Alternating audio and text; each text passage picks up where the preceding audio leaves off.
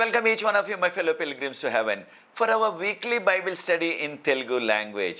This is the first Sabbath school lesson study in this quarter. Now I will switch over to Telugu language. ప్రియ సోదరి సోదరులారా, మిమ్మల్ని అందరినీ కూడా మన వారపు బైబిల్ పఠనానికి ఆహ్వానిస్తున్నాను. ఇది ఈ త్రిమాసంలో మొదటి పాఠం. దేవుని యొక్క మహాకృపను బట్టి మనల్ని జూలై నెలలో ప్రవేశపెట్టారు ప్రభు. ఈ 3 నెలలు కూడా జూలై, ఆగస్ట్, సెప్టెంబర్ కూడా మనము మార్కు సువార్తను చదవబోతున్నాం. 13 వారాలు ఈ మార్కు సువార్త. మార్కు సువార్తలో కనుక ప్రియ సోదరి సోదరులారా, ఈ యొక్క జాన్ మార్క్ గారి గురించి ఆయన పేరు తక్కిన వచనాల్లో కూడా ప్రస్తావించబడ్డది. ఎప్పుడు రాశారు ఈ గ్రంథాన్ని అనే ప్రశ్న కూడా మనకు వస్తుంది. ఈ యొక్క సువార్తను 60వ సంవత్సరం 70వ దశకం అంటారు. 60 to 70, 60వ సంవత్సరం తర్వాత 70వ సంవత్సరం మధ్యకాలంలో రాశారు. కరెక్ట్గా ఫలానా సంవత్సరంలో రాయబడ్డదన్నది ఆ వివరాలు మనకు అందబడలేదు. ఆ వివరాలు దీనిలో లేవు అసలు ఈ గ్రంథంలో. కనుక బైబిల్ పండితులు చెప్పేది ఏంటంటే 60-70 సంవత్సరాల మధ్య, అంటే క్రీస్తు శకంలోనమాట రాయబడ్డాయని చెప్తున్నారు. తర్వాత మరొక విషయాన్ని కూడా మనం గుర్తించాలా, ఇది అన్యుల కొరకు రాయబడిన గ్రంథం కనుక అనేక విషయాలు ఆయన క్లుప్తంగా చెప్తారు. ఈ యొక్క గ్రంథం బాప్తీసం ఇచ్చే యోహాను గారి గురించి ప్రస్తావన ప్రారంభమయ్యి యేసు ప్రభు వారికి ఎలా బాప్తీసం ఇచ్చారో, యేసు ప్రభు వారి తర్వాత పరిచర్య ఎలా ప్రారంభించారు అనే విషయాలు మొదటి అధ్యాయంలో చెప్పబడ్డాయి. అప్పటి నుంచి యేసు ప్రభు వారు ఏ రీతిగా ఈ లోకంలో 3.5 సంవత్సరాలు పరిచర్య చేసి ఏ రీతిగా చనిపోయి 3వ దినాన లేచి 40 దినాలు అనేక మందికి ప్రత్యక్షమయ్యి అప్పుడు మరలా పరలోకం వెళ్ళిపోయారు. ఈ విషయాలన్నీ కూడా ఈ గ్రంథంలో ఉన్నవి. వాటిని మనం 16 అధ్యాయాల్లో చదువుతున్నాం. 16 అధ్యాయాలు ఉన్నాయి. అనగా బైబిల్ పండితులు ఈ గ్రంథాన్ని 16 అధ్యాయాలుగా విడగొట్టారనమాట. ఇంకో విషయాన్ని కూడా గుర్తించాలి. ఈ గ్రంథం అయితే ఈ యొక్క సువార్త పుస్తకం గ్రీకు భాషలో రాశారు. క్రొత్త నిబంధనలో ఉన్న పుస్తకాలన్నీ కూడా గ్రీకు భాషలోనే రాశారు. కనుక దీనిని కూడా గ్రీకు భాషలోనే ఈ యొక్క మార్క్ గారు రాశారు. మరొక విషయాన్ని కూడా మనం గుర్తిస్తున్నాం. బైబిల్ పండితులు చెప్పేది ఏంటంటే ఈ సువార్తలు 4 సువార్తలు కదా, మత్తయి, మార్కు, లూకా, యోహాను. ఈ 4 సువార్తలు కూడా మొట్టమొదట వ్రాయబడిన సువార్త మార్కు సువార్త అని బైబిల్ పండితులు అంటున్నారు. కనుక ఈ యొక్క సువార్తకు చాలా ప్రాముఖ్యత ఉంది, చాలా ప్రత్యేకత ఉంది. మనకి ఇవ్వబడిన మూలవాక్యం, కంఠత వాక్యం మార్కు సువార్త మొదటి అధ్యాయం 14-15 వచనాలు. మార్కు సువార్త మొదటి అధ్యాయం 14-15 వచనాలు. ఇది మనకి కంఠత వాక్యం. వచ్చిన వారు ఎవరైనా సరే యవనస్తులు ఇక్కడ ఉన్నవారు చదివి వినిపించవలసిందిగా కోరుతున్నాను. యోహాను చెరపట్టబడిన తరువాత యేసు, కాలం సంపూర్ణమై ఉన్నది, దేవుని రాజ్యము సమీపించి ఉన్నది, మారు మనసు పొంది సువార్త నమ్ముడని చెప్పుచు దేవుని సువార్త ప్రకటించుచు గలిలయకు వచ్చాను. థ్యాంక్ యూ బాబు. చదివిన యొక్క యవనస్తుడు అరుణ్ గురించి మీకు అందరికీ తెలుసు. తరచుగా మనకి సహకారం చేస్తున్నారు. బైబిల్ గ్రంథం మనకు చదువుతున్నారు. ఇక్కడ రికార్డింగ్లో కూడా ఎంతో సహకారం చేస్తున్నారు మనకి. ఈ యొక్క యవనస్తుడు ఇప్పుడు ఇక్కడ 3వ సంవత్సరం చదువుకుంటున్నారు దేవుని యొక్క సువార్త నిమిత్తం BA. కనుక ఈ యొక్క యవనస్తుడి కొరకు మీరు ప్రత్యేకంగా ప్రార్థించండి.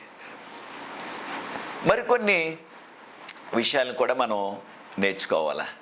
అదేమిటంటే ఈ యొక్క యవనస్తుడు మార్కు గారు టీనేజర్ అంటాం కదా ఇంగ్లీష్లో, అంటే యవ్వన దశలో ఉన్నప్పుడే సువార్త కొరకు వెళ్ళటానికి ముందుకు వచ్చారు. ఆయన టీనేజర్గా, కౌమార దశ అంటాం మనం. 46వ సంవత్సరంలో పౌలు గారు, బర్నబాస్ గారు మొట్టమొదట సువార్త యాత్రకు వెళ్ళినట్లుగా అపోస్తల కార్యాలు 13వ అధ్యాయం మొదటి 4 వచనాలు చెప్తున్నాయి. అప్పుడు అంతియోక సంఘం, ఇంగ్లీష్లో యాంటియోక్ అంటారు, వారందరూ కలిసి ఉపవాసం ఉండి ప్రార్థించి పౌలు గారిని, బర్నబా గారిని వారు అభిషేకించి వారిని మీరు సువార్త ప్రకటించండి వెళ్ళి అని వారిని పంపించారు. అపోస్తల కార్యాలు 13వ అధ్యాయం మొదటి 4 వచనాల్లో.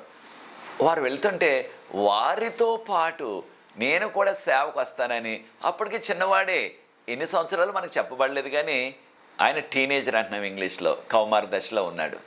ఆయన కూడా వీరితో పాటు మీకు సహాయం చేస్తాను అంటే ఏ సహాయం? ఏదో చిన్న చిన్న సహాయం. వారికి వారి వస్త్రాలు ఉతికి పెట్టడం, మరి ఏమేం చేశారో మనకు చెప్పబడలేదు. లేకపోతే వారికి కావాల్సిన ఆ యొక్క ఏదైనా సరే అందించడానికి, అలాగ సహకరించడానికి, వారికి సహాయం చేయటానికి వెళ్ళిపోయాడు ఈయన కూడా వాళ్ళతోటి. అంటే చూడండి, చాలా ఆతృత ఉంది చిన్నవాడైనప్పటికీ. అయితే ప్రియ సోదరి సోదరులారా, అది వారి యొక్క తల్లిగారి దగ్గర నుంచి నేర్చుకున్నాడు. కారణం, వారి యొక్క గృహాన్ని యెరూషలేములో ఎప్పుడు వారు ఆరాధన పెట్టుకోవాలన్నా, ఎప్పుడు ప్రార్థన పెట్టుకోవాలన్నా వారి గృహాన్ని వారు తెరిచారు, ఆ యొక్క విశ్వాసాలని ఆహ్వానించారు. ఈ ఆధ్యాత్మిక సత్యాన్ని కూడా మనం నేర్చుకోవాలి ప్రియ సోదరి సోదరుడా.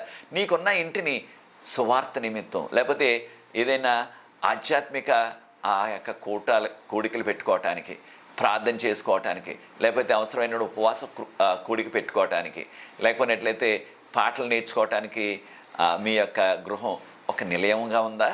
ఆ యొక్క మీ గృహాన్ని దేవుని యొక్క సువార్త నిమిత్తం, దేవుని మహిమ కొరకు, దేవుని కార్యక్రమాలు మీ యొక్క ఇంట్లో ఆ యొక్క ప్రాక్టీస్ చేయటానికి, వాటిని సాధన చేయటానికి అవకాశం మీరు ఇస్తున్నారా?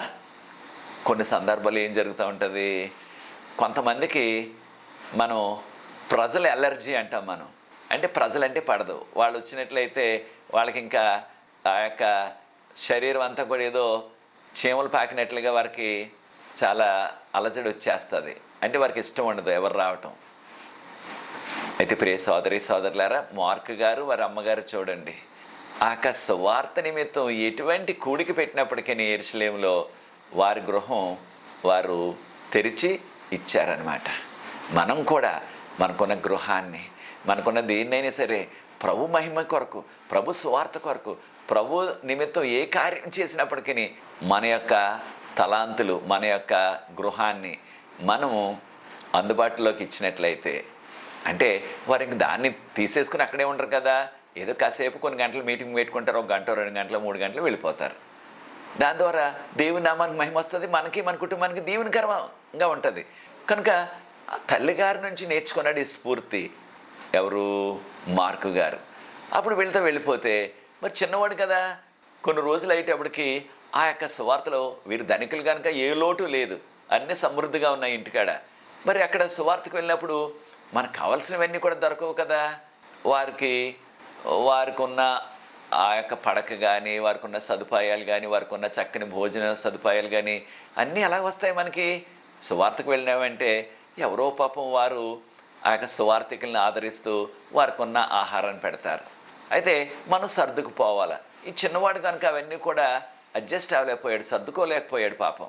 కనుక దాంతోపాటు వాళ్ళ తల్లిగారి మీద చాలా బెంగ వచ్చేసి ఈ యొక్క సువార్త వారు ఏదో కొన్ని రోజులు చేసి వచ్చేస్తారనుకుంటే ఇంకా వెళ్ళిపోతున్నారు. ఇది ఆ చుట్టుపక్కల ప్రాంతాలకి, ఇంకా దూర ప్రాంతాలకు వెళ్ళిపోతున్నారు. పౌలు గారు, బర్నబా గారు వీరి చుట్టమే. బైబిల్ పండితులు చెప్పేది ఏంటంటే ఆ యొక్క వారి అమ్మగారికి సహోదరుడు అని చెప్తున్నారు, వారి తల్లిగారి సహోదరుడు అని చెప్తున్నారు బైబిల్ పండితులు. కనుక ఈయన ఆ యొక్క సువార్తను విడిచిపెట్టేసి, ఆ మొదట సువార్త యాత్ర దాన్ని విడిచిపెట్టేసి ఆయన మరలా వెనక్కి తిరిగి వచ్చేసాడు. ఎక్కడికి? ఇంటికి వచ్చేసాడు, యెరూషలేము. ఈ విషయం మనకి అపోస్తల కార్యాలు 13:13 పెర్గా అనే ప్రాంతం నుంచి వెనక్కి వచ్చేసాడు యెరూషలేము, క్షేమంగా వచ్చేసాడు. అయితే ఇప్పుడు ఈయన నేను సువార్త చేయాలని వెళ్ళిన ఆ సువార్త యాత్ర అంతా కూడా ఫెయిల్ అయిపోయింది. అంటే ఆయన వీగిపోయాడు, దానిలో నెగ్గలేకపోయాడు సువార్త ముందుకు వెళ్ళటానికి. కొన్నిసార్లు మనం కూడా ఎంతో ఆతృతతో వెళ్తాం కొన్ని సువార్త చేయాలని, దేవునికి సాక్ష్యం చెప్పాలని. కానీ పరిస్థితుల ప్రభావం వలన మనం నిరాశపడిపోయి మళ్ళీ వెనక్కి వెళ్ళిపోతున్నాం. ఇక ఆ సువార్త వంకే చూడట్లేదు. ప్రియ సోదరి సోదరుడా, ప్రభు త్వరగా వస్తున్నారు.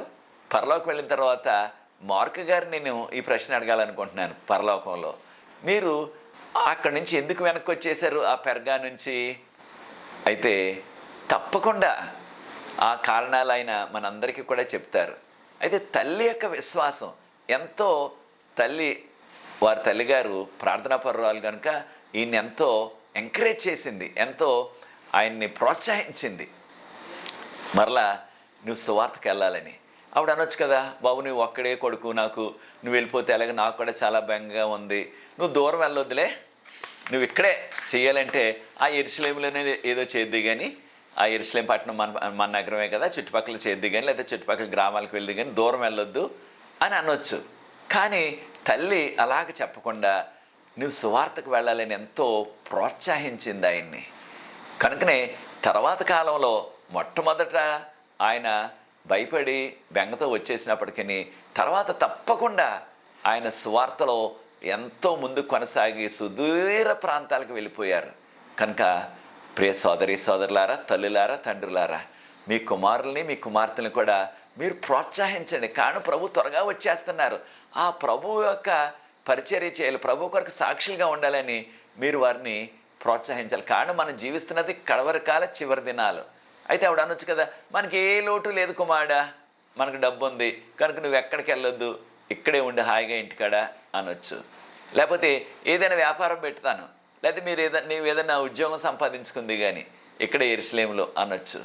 కానీ సువార్తకు వెళ్ళమని ఆవిడ ప్రోత్సహించింది. ఆవిడ ప్రోత్సాహంతోనే ఆయన తర్వాత కాలంలో గొప్ప సువార్తికుడైపోయాడు. అనేక ప్రాంతాలకు వెళ్ళి సువార్త చేశాడు ఆయన. పేతురు గారితో వెళ్ళాడు సువార్తకు, పౌలు గారితో వెళ్ళాడు సువార్తకు, తర్వాత ఆయన ఒక్కడే కూడా సువార్తకు వెళ్ళి అనేక ప్రాంతాల్లో సాక్ష్యం ఇచ్చారు ఆయన. ప్రియ సోదరి సోదరులారా, ఈ లోకంలో అన్ని ఉద్యోగాల కంటే కూడా, అన్ని పనుల కంటే కూడా సువార్త ప్రకటించడం అన్నది అన్నిటికంటే దీవెనకరమైనది, గొప్ప పని. మన అందరికీ తెలిసి ఈ లోకంలో మనం జీవించాలంటే ఏదో పని చేసుకోవాలి. మన యొక్క భాషలో సామెత ఉంది కదా, కోటి విద్యలు కూటి కొరకే అన్నారు. అంటే కోటి రకరకాల పనులు, ఉద్యోగాలు, వ్యాపారాలు చేసినప్పటికీ మనకు కావాల్సింది ఏంటి? ఆ పూటకి మన యొక్క కాస్త పొట్ట నిండాల, కూడు అంటే మనకు ఆహారం కావాలా. అంటే మనకున్న ఆ జానెడు పొట్ట దాన్ని నింపుకోవటానికి రకరకాల వ్యాపారాలు, రకరకాల పనులు, రకరకాల ఉద్యోగాలు చేస్తున్నారు.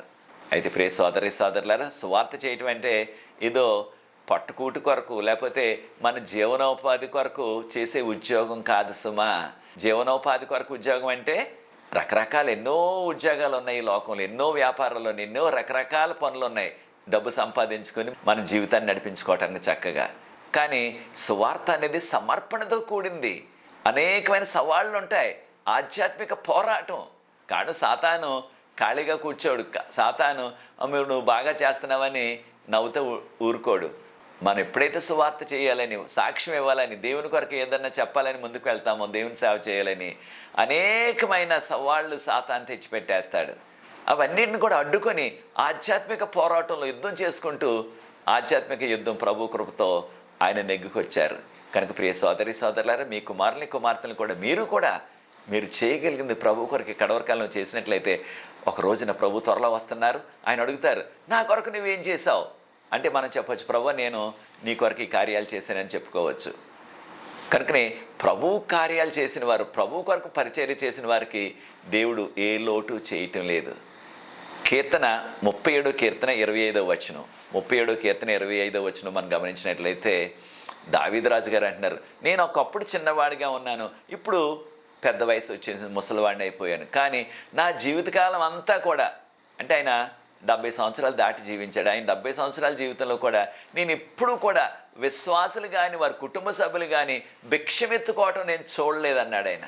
అనగా దేవుని పరిచర్య చేస్తున్నట్లయితే, దేవుని సేవ చేస్తున్నట్లయితే నమ్మకంగా, ఏదో బ్రతుకు తెరువు కొరకు కాదు సుమా, డబ్బు సంపాదన కొరకు కాదు సుమా, ఏదో పదవులు అనుభవించడానికి కాదు సుమా, సమర్పణతో ప్రభు నా కొరకు మరణించారు, ప్రభు చెప్పారు ఈ రాజ్య సువార్త సకల రాష్ట్రాలకు మీరు అందించమని.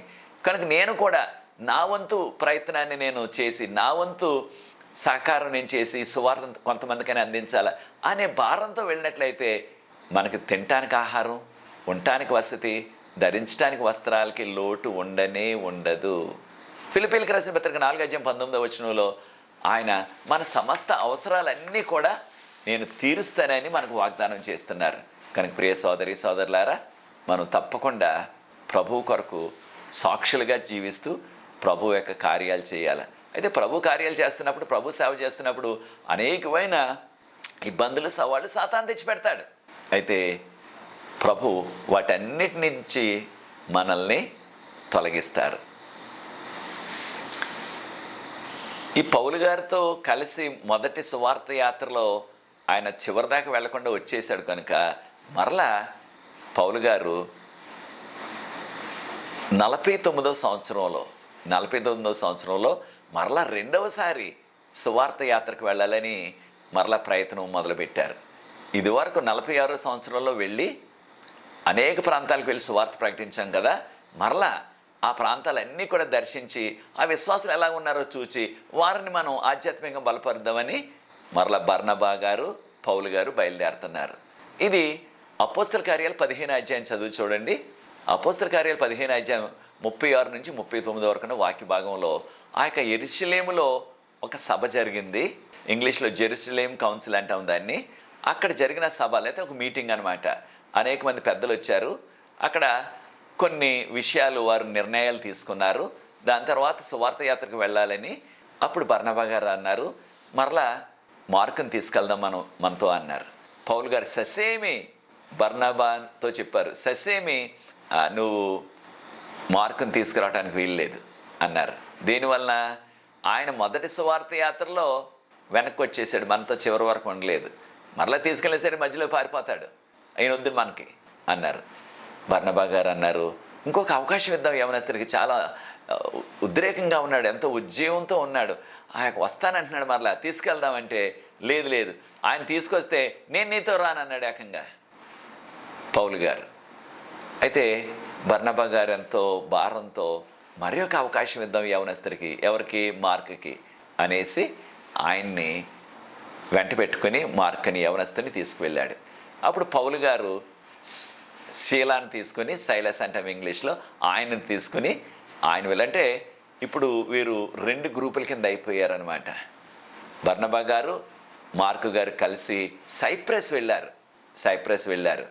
సైప్రస్ ప్రస్తుతం గ్రీస్ దేశంలో ఉంది, ఐరోపాలో ఉందన్నమాట. అక్కడికి వెళ్ళిపోయారు, అక్కడ సువార్త చేయటానికి. ప్రియ సోదరి సోదరులారా, మనకి ఉన్న ఈ యొక్క గంభీరమైన విషయాలు తర్వాత కాలంలో ఒక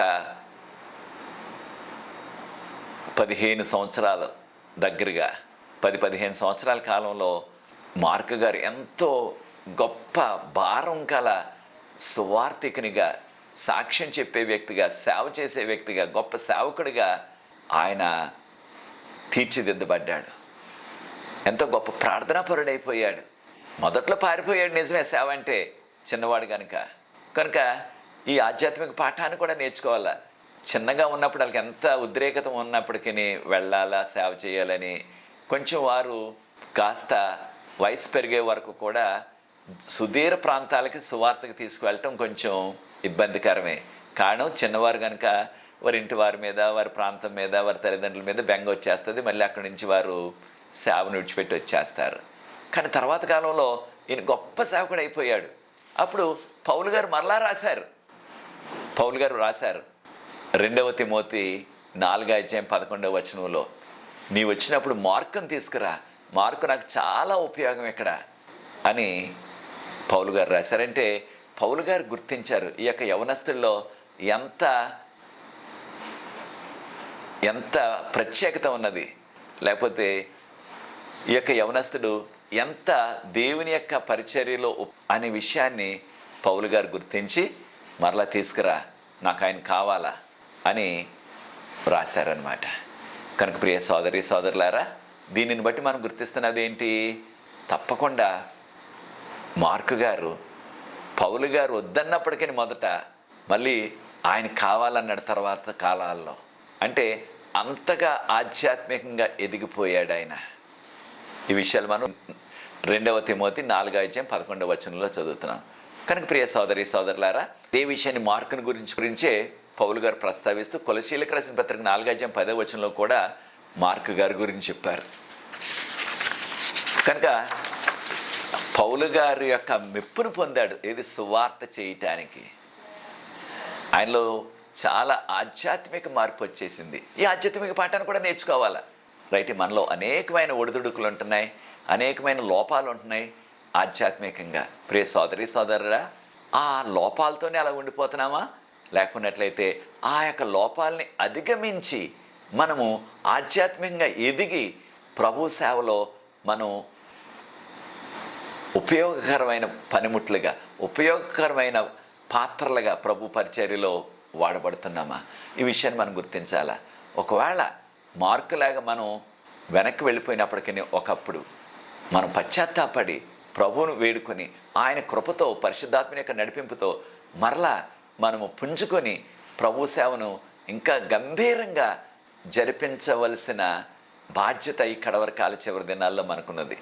కనుక మీలో ఎవరైనా సరే ఇదివరకు సాక్ష్యం ఇస్తూ, సువార్త చెప్తూ, లేకపోతే సబ్బాతుపడే పాఠాలు బోధిస్తూ ఏదో పరిస్థితిని బట్టి మీరు వెనకబడిపోయినట్లయితే మరలా మీరు ముందుకు వచ్చి పశ్చాత్తాపడి ప్రభు శక్తితో మరలా ముందుకు వెళ్ళి ఇంకా బలంగా, ఘనంగా ప్రభు కొరకు వాడబడాల. కనుక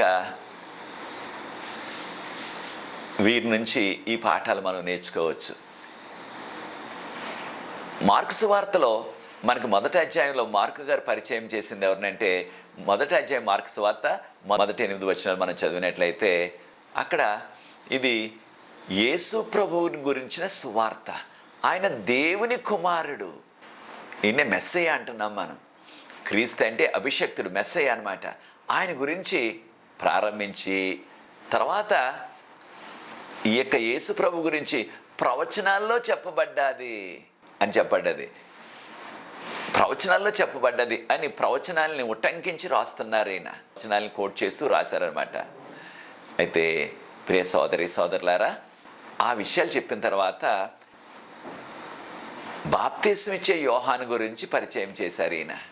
బాప్తిస్మం ఇచ్చే యోహాను గారు ఆయన అరణ్యంలో సువార్త ప్రారంభించి, ఆ యోర్దాను ప్రాంతంలో ఉన్న అరణ్యంలో సువార్తను ప్రకటించి అక్కడ పరలోక రాజ్యం సమీపించున్నది, మీరు మారు మనసు పొంది బాప్తిసం పొందండి అని బోధ మొదలుపెట్టారు. ఆ బోధన విన్న నగరవాసులు, పట్టణవాసులు, గ్రామవాసులు, ప్రాంతవాసులు యెరూషలేము నుంచి కూడా వెళ్ళి బాప్తిసం ఇచ్చే యోహాను గారి యొక్క బోధలు విని మాకు బాప్తిసం కావాలని వారు కోరారు. ఆయన బాప్తిసం కావాలని కోరిన వారందరూ కూడా యోర్దాను నదిలో బాప్తిసం ఇచ్చారు. ఈ యొక్క బాప్తిసం ఇచ్చే యోహాను గారి యొక్క వివరాలు కూడా మార్కు గారు రాశారు. ఆయన ఇక ఒంటి చర్మంతో ఆయన వస్త్రాలు వేసుకున్నారు. ఆయన లెదర్ బెల్ట్ అంటే ఈ యొక్క చర్మంతో చేసిన బెల్ట్ పెట్టుకున్నారు. తర్వాత ఆయన ఆహారం, ఈ అరణ్యంలో ఉన్నారు కాబట్టి అరణ్యంలోనే ఆయన ఎక్కువ కాలం ప్రార్థనలో పెరిగారు కనుక అక్కడ దొరికే ఆ తేనెని తిన్నారని చెప్పబడ్డది. అయితే ఇంకొక విషయం కూడా ఉన్నది, ఆయన మిడతలు కూడా తిన్నారని రాయబడ్డది. అయితే ఈ విషయాన్ని మనం కాస్త ఆలోచించినట్లయితే ఇవి నిజంగా మిడతలు కాదు. ఇది మిడతలు మనకు తెలుసు, చిన్నగా చిన్నవి ఉంటాయి మిడతలు, పచ్చగా ఉంటాయి, ఆ యొక్క గడ్డిలో ఉంటాయి, పచ్చగడ్డిలో కొన్ని రకాల పక్షులు వాటిని పట్టుకుని తింటాయి. అయితే అలాంటి మిడతలు కాదు ఇవి, ఇంగ్లీష్లో లోకస్ అంటారు. బైబిల్ పండితులు అందరూ కూడా చెప్తున్నది ఏంటంటే ఆ అరణ్య ప్రాంతంలో పెరిగే కాయలు, చెట్లకి కాసే కాయలు అనమాట.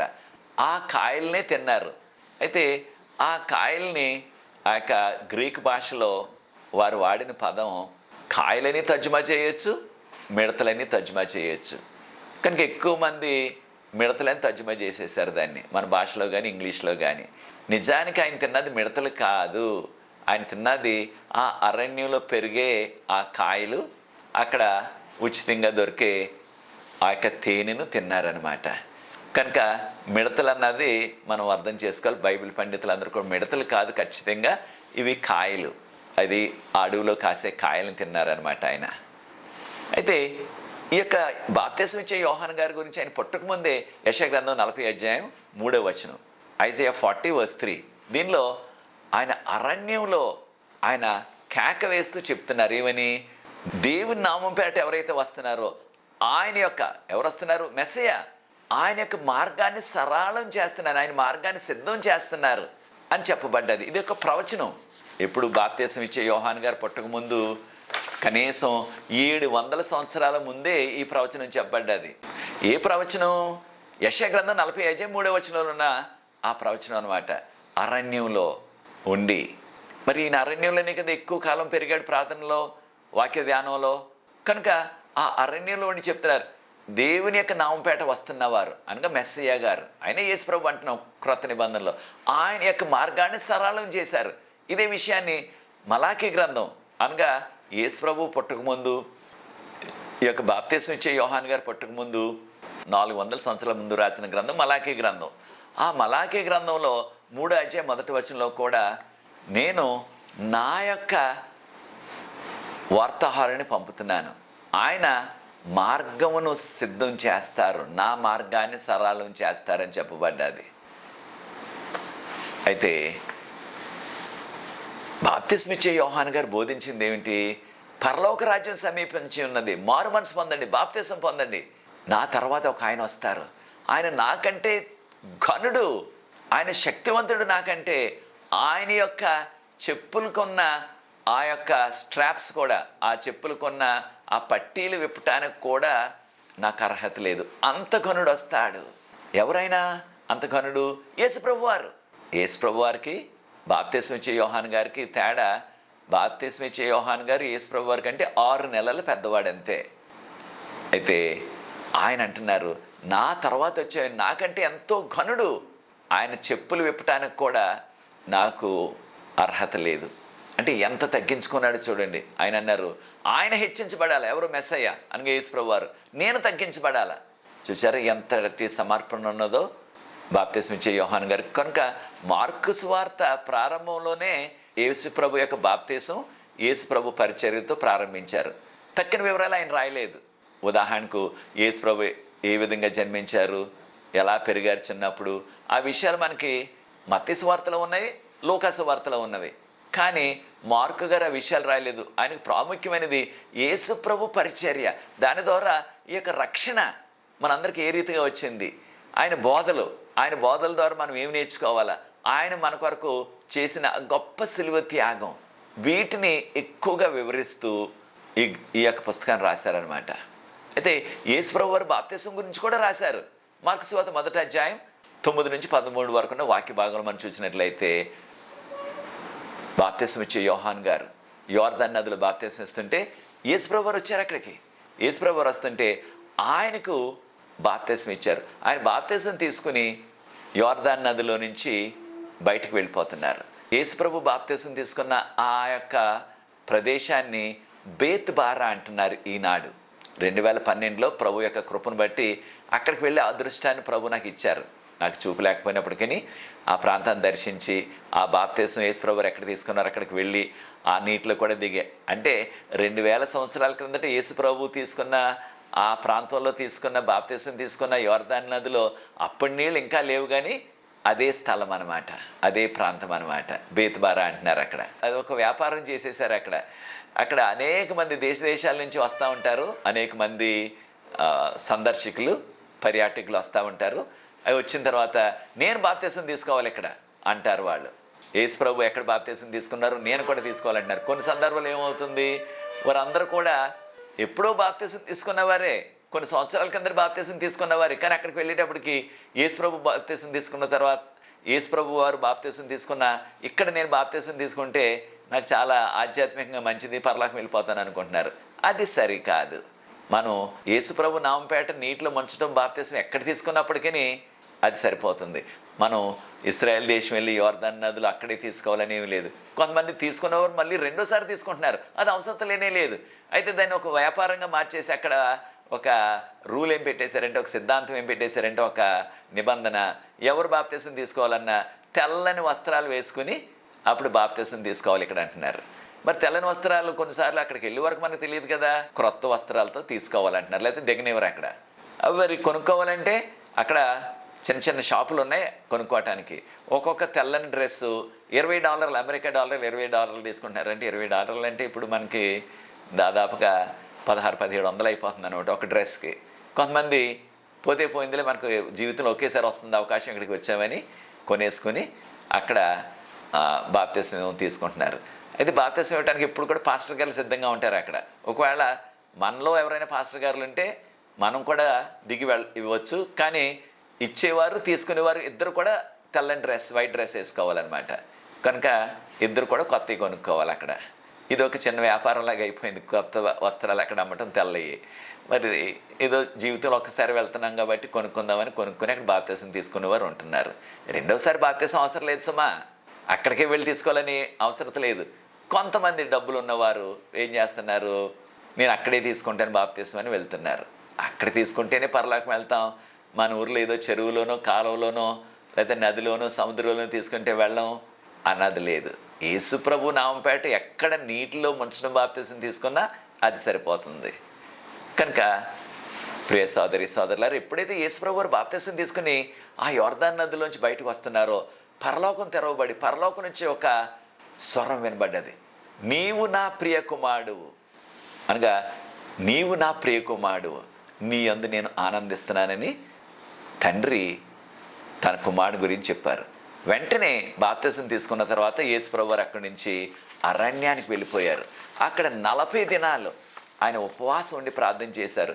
ఆ యొక్క అరణ్యంలో చుట్టూ కూడా యొక్క వన్యమృగాలు, క్రూర మృగాలు ఉన్నాయి. ఆ 40 దినాలు కూడా ఆయన ఉపవాసం చేసినప్పుడు, రాత్రింపవళ్ళు ఉపవాసం చేసినప్పుడు దేవదూతలు ఆయన పరిచర్య చేశారని చెప్పబడ్డది మార్కు సువార్తలో. ఇక యేసు వార్తలో కూడా ఈ విషయం మనకు చెప్పబడలేదు, మార్కు సువార్తలో మాత్రమే చెప్పబడ్డది.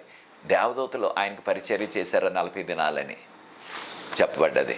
చివరిగా మనం చూసినట్లయితే యేసు ప్రభు బోధించిన బోధ మనం మూలవాక్యంలో చూసాం కదా. మార్కు సువార్త 1వ అధ్యాయం 14-15 వచనాల్లో యోహాను గారు, బాప్తీసం ఇచ్చే యోహాను గారిని ఆనాటి రాజు, హేరోదు రాజు కొడుకు అనమాట, ఆయన జైల్లో పెట్టించేశాడు ఆయన్ని.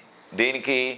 నీవు చేస్తున్నది పొరపాటు, నీ యొక్క సహోదరుని భార్యను నువ్వు ఉంచుకున్నావు, అది చేయకూడదు, నువ్వు రాజువు అని ఆయన ఖండించాడని ఆయన జైల్లో పెట్టించేశారు. ఆయన జైల్లో ఉన్నప్పుడు యేసు ప్రభు వారు సువార్త ప్రారంభించి ఆ గలిలయ ప్రాంతానికి వచ్చి ఆయన సువార్త ప్రారంభించారు. ఏమని మొదలుపెట్టారు యేసు ప్రభు వారు? ఈయన కూడా ఆ సువార్త, మీరు పరలోక రాజ్యం సమీపించున్నది, మీరు మారు మనసు పొందండి, నమ్మండి అని యేసు ప్రభు వారు బోధించారు. అయితే ఇంకొక విషయం కూడా చెప్పారు, ప్రాముఖ్యమైనది.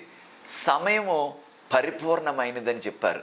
ఏ సమయం పరిపూర్ణమైనది అనగా, యేసు ప్రభు బాప్తీసం తీసుకున్న సమయంలో అప్పటికి పరిపూర్ణమైనది ఏంటంటే, దానియేలు గ్రంథం 9వ అధ్యాయం 24-26 వరకు ఉన్న 70 వారాల ప్రవచనం. దానియేలు, నీకు, నీ ప్రజలకు, నీ యొక్క పరిశుద్ధ పట్టణానికి 70 వారాలు విధించబడ్డాయి అన్నారు. యేసు ప్రభు బాప్తీసం తీసుకునేటప్పటికి ఈ 70 వారాల్లో 69 వారాలు అయిపోయాయి. 69 వారాలు అయిపోయాయి. ఎప్పుడు ప్రారంభమయ్యాయి ఈ 70 వారాలు అంటే 457 సంవత్సరంలో. ఎలా తెలుసు మనకంటే 457 సంవత్సరంలో అప్పటి రాజుగారు, పారసిక రాజు, ఆయన పేరు హస్తాసస్తా అంటున్నాం, ఇంగ్లీష్లో ఆర్టేజర్క్సెస్ అంటారు.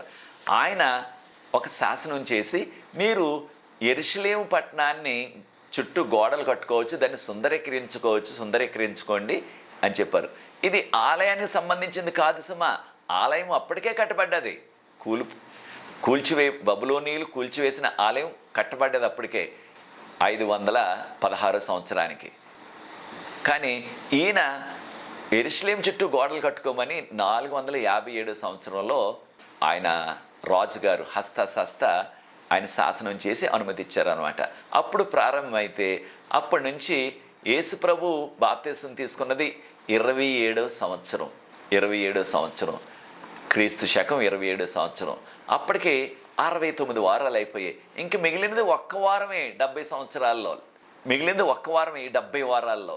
ఆ యొక్క ఆఖరి వారంలో, వారం అంటే 7 రోజులు, బైబిల్ ప్రకారంగా ఒక దినం అంటే ఒక సంవత్సరం.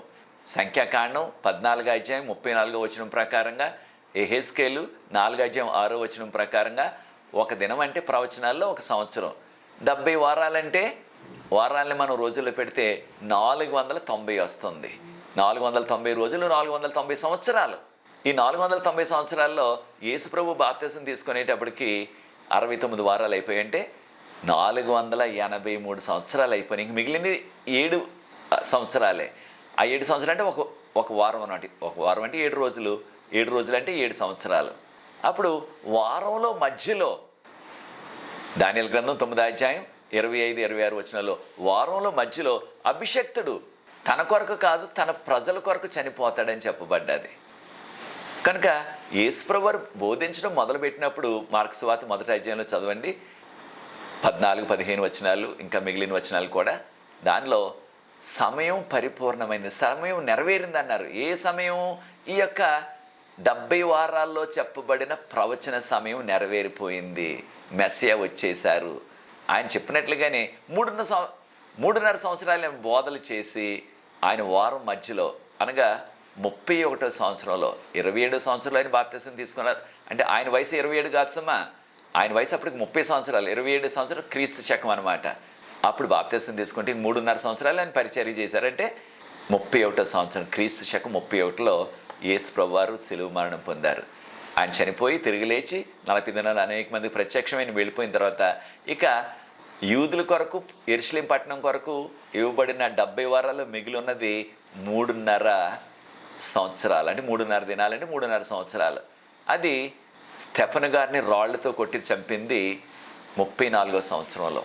అప్పటికి యూదులకి ఇవ్వబడిన ఈ 70 వారాలు అనగా 490 సంవత్సరాలు ముగిసిపోయాయి అన్నమాట. కనుక యేసుప్రభువు వారు పరలోక రాజ్యం సమీపించబడినది, మారు మనసు పొందండి, నమ్మండి, ఈ యొక్క సమయము పరిపూర్ణమైనది, సమయం నెరవేరింది. ఇంగ్లీష్లో ద టైమ్ ఈజ్ ఫుల్ఫిల్డ్ అని చెప్పారు.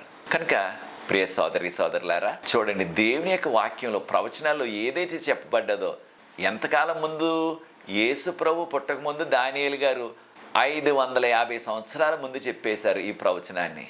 జరిగిందంటే ఖచ్చితంగా జరిగింది. ఆయన శిలువ మీద మన కొరకు మరణించారు. కనుక వాక్యంలో చెప్పింది ఏది కూడా వీగిపోదు, ఖచ్చితంగా నెరవేరుతుంది. అలాగే ఆయన రెండవ రాకడ, అది కూడా ఖచ్చితంగా నెరవేరుతుంది. ప్రభు త్వరగా వస్తారు, మనల్ని అందరినీ తీసుకెళ్తారు. కనుక ప్రభువుకు యోగ్యమైన కుమార్తెలుగా జీవించాలంటే ఆయన బోధలు మనం అనుసరించాలి. కనుక మార్కు సువార్తలో ఈ యొక్క త్రిమాసం అంతా కూడా మనం యేసు ప్రభు యొక్క బోధనలు మనం నేర్చుకోబోతున్నాం. ఇవి క్రొత్తవి కాదు, కానీ మరొకసారి మనం నేర్చుకున్నట్లయితే అనేకమైన లోతైన మర్మాలు దీనిలో కూడా మనం నేర్చుకునే అవకాశం ఉంటుంది. దాని ద్వారా ప్రభువుకు యోగ్యమైన కుమార్తెలుగా ఈ కడవరి కాలంలో జీవించడానికి ఈ మార్కు సువార్త, యేసు ప్రభు జీవితంలో ఆయన ఏమేమి అద్భుతాలు చేశారు మనందరికీ తెలిసిన రీతిగా ఆనాటి ప్రజలకి మార్కు సువార్త రాసిన కాలంలో జీవించిన విశ్వాసులకి ఎక్కువ అవగాహన లేదు యేసు ప్రభు ఎవరన్నది. యేసు ప్రభు దేవుని కుమారుడు, ఆయన అభిషక్తుడు. ఆ విషయాలు దెయ్యాలు చెప్పాయి. చదవండి 1వ అధ్యాయంలో, మార్కు సువార్తలు అదేవిధంగా 5వ అధ్యాయంలో ఆ దెయ్యాలు పట్టిన వ్యక్తులు అన్నారు, నీవు దేవుని కుమారుడు. అప్పుడు ఎందుకు వచ్చేసారు మీరు మమ్మల్ని నాశనం చేసేయటానికి? కనుక ఆ యొక్క దురాత్మలకు కూడా తెలుసు అనమాట, ఒక రోజున ఈయనే మమ్మల్ని నాశనం అనగా అగ్నిగుండంలో కాల్చేస్తారనే విషయం కూడా వారికి తెలుసు. కనుక దెయ్యాలు చెప్తున్నాయి వాస్తవాన్ని, ఈయన దేవుని కుమారుడని. ప్రియ సోదరి సోదరుడా, యేసు ప్రభు దేవుని కుమారుడని మనం అంగీకరిస్తున్నామా? ఆయనలో ఉన్న దైవశక్తిని గుర్తిస్తున్నామా? ఆయన ఆనాడు మాటతో అనేకమైన అద్భుతాలు చేశారు. యేసు ప్రభు వారు నిన్న నేడు నిరంతరం ఏకరీతిగా ఉండే దేవుడు. ఈనాడు కూడా అటువంటి అద్భుతాలు చేయటానికి ఆయన సమర్థుడు. కనుక యేసు ప్రభువుని నమ్ముకొని ఆయనకి యోగ్యమైన కుమార్తెలుగా జీవిద్దాం. ఈ 3 నెలలు కూడా ఈ మార్కు సువార్తలో ఉన్న అనేకమైన దివ్యమైన విషయాలు మనం నేర్చుకుందాం. ప్రభు మనల్ని, మన కుటుంబాల్ని ఆశీర్వదిస్తారు. ఈ వీడియోని ఇతరులకు కూడా మీరు పరిచయం చేయండి. ఈ దీన పరిచర్య కొరకు నా కొరకు ప్రార్థించండి. ప్రభు ఈ యొక్క దీన పరిచర్యను కొనసాగించేలాగా దేవుడు ప్రత్యేకంగా దీవించుగాక. ప్రార్థన చేసి ఈ యొక్క మొదటి పాఠాన్ని ముగిస్తాను. ప్రార్థన. పరిశుద్ధ ప్రేమగల మా తండ్రి, మీకు స్తుతులు స్తోత్రాలు వందనాలు చెల్లిస్తున్నాం. మమ్మల్ని, మా కుటుంబాల్ని, మా సంఘాలను మీరు ప్రేమించి ఈ జూలై నెలలో ప్రవేశపెట్టారు. మార్కు సువార్త చదవటానికి ఇస్తున్న కృపను బట్టి వందనాలు. ఈ మార్కు సువార్తలో ఉన్న అధ్యాయాలన్నీ కూడా ప్రతి వచనాన్ని మేము ధ్యానించి దీనిలో మీరు బోధించిన విషయాలు ప్రభువా, మీరు చేసిన అద్భుతాలను మేము ఒక్కసారి మరలా జ్ఞాపకం చేసుకొని మీ దీవులు పొందుతూ మీకు యోగ్యమైన కుమార్తెగా జీవించే ఆ కృప మాకు అనుగ్రహించమని, మీ ప్రత్యేకమైన దీవులు మాకు అనుగ్రహించమని యేసు ప్రభు వారి పరిశుద్ధమైన నామమును బట్టి ప్రార్థిస్తున్నాను తండ్రి. ఆమేన్. అందరికీ వందనాలు ప్రియ సోదరి సోదరులారా.